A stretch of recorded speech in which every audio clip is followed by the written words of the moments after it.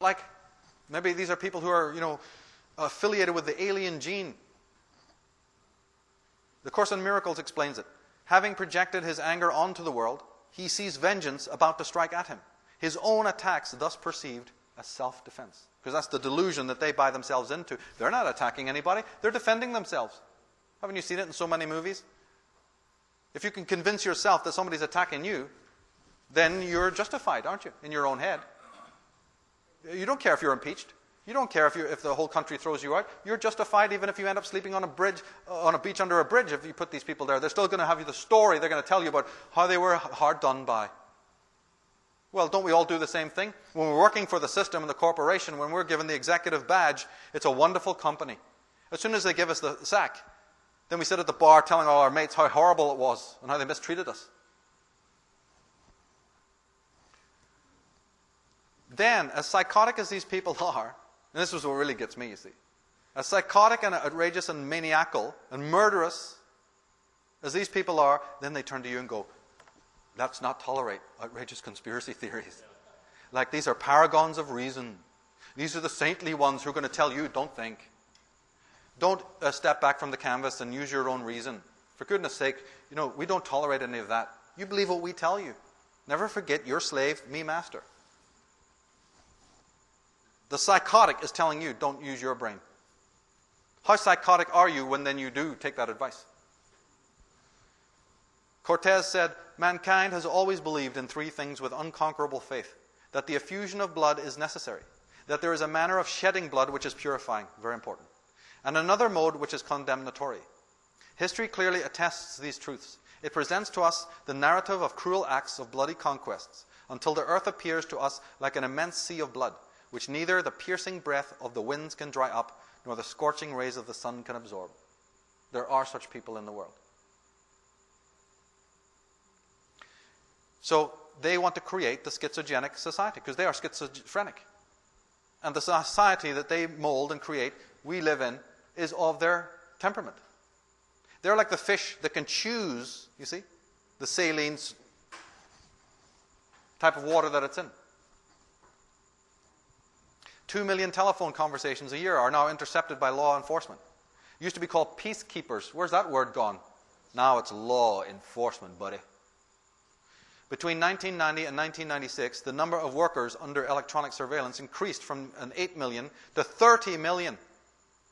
Simultaneously, employees eavesdropped on an estimated 400 million telephone conversations a year without government telling you to do it. They just started to do it on their own.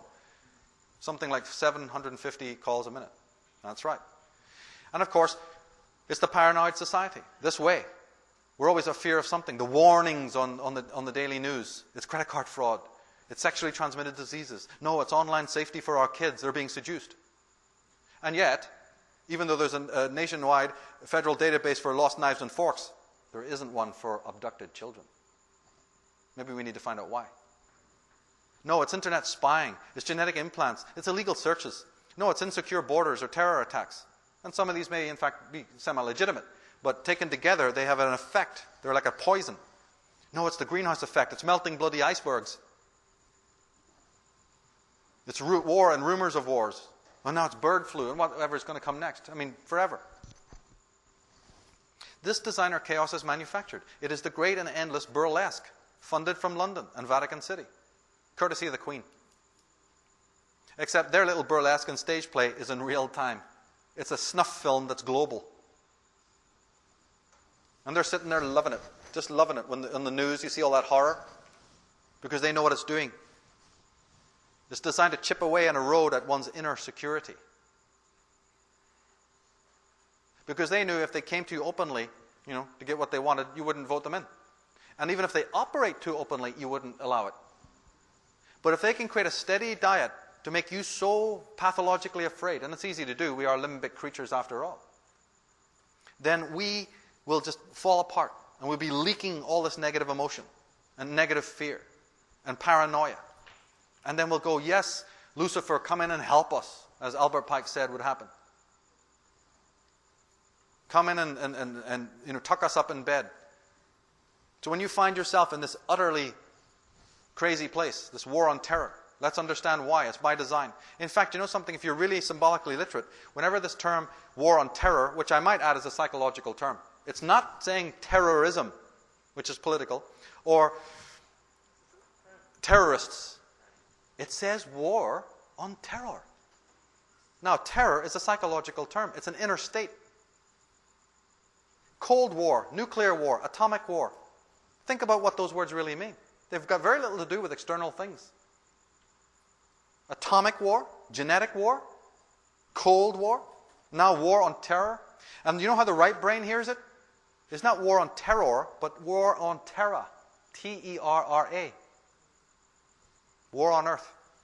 Because it is a war on earth. And it's old. It's been in the making a long time. But the experts, the scientists know that when you're faced with a life-threatening situation, the reptilian hindbrain, the most primitive part of the human brain, switches off all activity, except that which keeps us alive. It sends the subconscious message, don't move, don't breathe, don't blink, or you'll be seen and attacked. You see? And that's what we do. We switch off. We're in a traumatized situation. Now, of course, we might make the mistake of looking to our little domestic syndromes for the reason for this massive stress.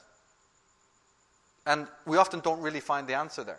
We may do even some cleansing and local homework, and yet it's like normal to be stressed. We don't realize we're like in a culture of stress, like a petri dish. As we said, R.D. Laing said that your insanity, your pathological situation, your stress or whatever, hypertension, this is a perfectly natural adjustment to a totally unnatural and negative environment. So you can keep on researching your little domestic thing and your little relationship problems. Guess what? That may account for a very small fraction of the real reason why you're in the state that you're in, as a matter of fact. So some people finally start to realize or get a grip on this, what I'm talking about. And you might phrase it like some people say, you know, have I been sold a lie? Becomes a mantra. Because I think something's up here. I don't like what I see. You know, I'm not going to wear a tie-dye and become a hippie, but I'm sure that something's off here. Have I been sold a lie? But the smarter person, the one who's really going to affect change in this world, says the same thing but in a different way. He says, have I bought a lie? Because somebody can sell you something, but you don't have to buy it. When you understand that you've bought into it, that these people have no power at all, they do have control, but you have the power. You give it away. Then you affect change. One is a road to nowhere, and the other one is a road to salvation. So what is the great change? That Pluto's approach and the countdown to 2012. What's going to happen? Can we get maybe even a broad theme, a broad pastiche of what that might be? Well, man runs away from his own shadow self and has a sadistic relationship with himself and with his darker emotions, quote unquote. But like biological white blood cells, ladies and gentlemen, these darker emotions exist to signal that something is wrong within the body politic and to let us know that we are under attack, either from ourselves or from some other external source. But where are our altars to these dark guardians? You see, your anger, your stress, your hypertension, your fear, right? All of that. These are aspects of ourselves. We've been conditioned to believe and observe them negatively. So we're in inner conflict. Because now you've got a lower part of yourself and a higher part of yourself. You're inwardly divided. Then how are you going to fix external division? Pluto will bring in will call for a new relationship with what are laughingly called our darker aspects of ourself.